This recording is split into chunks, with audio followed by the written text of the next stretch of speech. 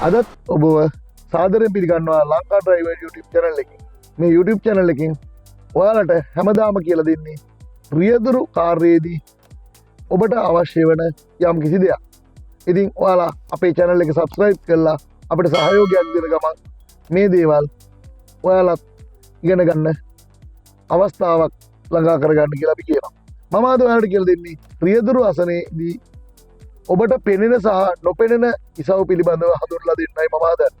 අපි පෙනෙන ඉසව් වලට අමතරව නොපෙනෙන ප්‍රදේශ අන්ධ ප්‍රදේශ එහෙම නැත්නම් බ්ලයින්ඩ් ස්පොට්ස් කියලා කියනවා.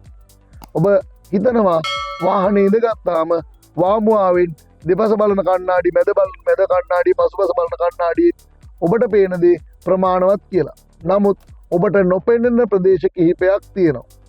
එම ප්‍රදේශ නම් මේ දොර කණු එහෙම නැත්නම් වාහනේ දොර කණු කියලා කියන A Paul B Paul C Paul D Paul ආදී වශයෙන් තියෙන කණු වලින් ඔබට වැසෙන ප්‍රදේශ තියෙනවා.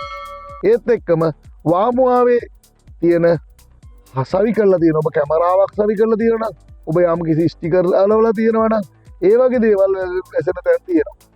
ඒත් එක්ක මේ කණ්ණාඩියට පෙනෙන ප්‍රදේශයට අමතරව ඔබට ඇසෙන නොපෙනෙන ප්‍රදේශයක් තියෙනවා. එම ප්‍රදේශ හඳුන්වලා දෙන්න සහ එම ප්‍රදේශ වලින් ඔබට ඇතිවන අනතුරු පිළිබඳව අද යමක් ඔබට කියන්න අපි උත්සාහ කරනවා.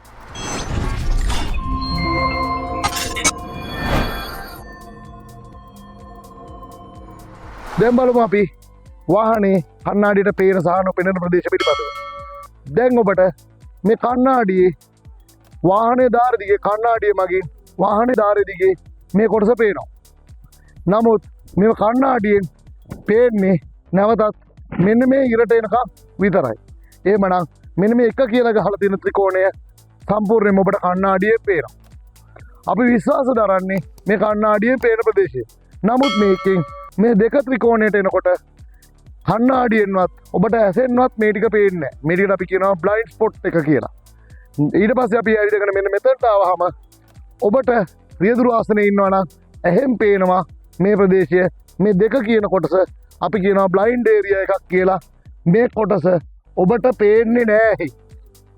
මේ ඔබට ඇහෙන් පේන්නේ නැති වුණත් ඔබ රියදුරු ආසනයේ ඉඳගෙන ඔබ විශ්වාස කරනවා මේ කොටස පේනවා කියලා.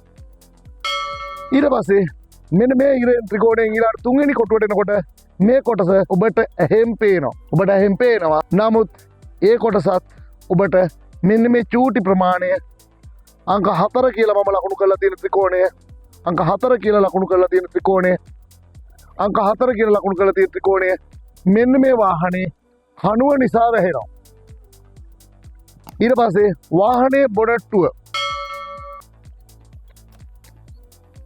වාහනේ බොනට්ටුව හින්දා ඔබට ඇහෙන් වාහනේ ඉදිරිපස කොටසක් මෙන්න මේ කොටස ඔබ වැහිලා යනවා. මේ වාහනේ උස මත මේක වෙනස් වෙනවා. බස් එකක් නම් ගොඩක් උසයි.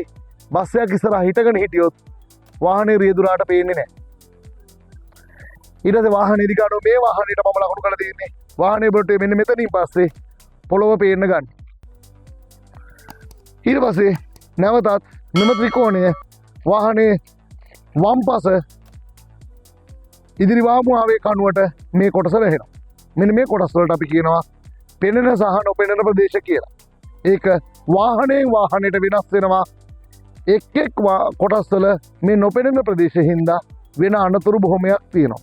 ලංකාවේ සිද්ධ වෙන අනතුරු වලින් බොහොමයක් මේ නොපෙනෙන ප්‍රදේශ පිළිබඳව රියදුරන්ගේ නොදැනීම හින්දා වෙන බව අපි දන්නවා.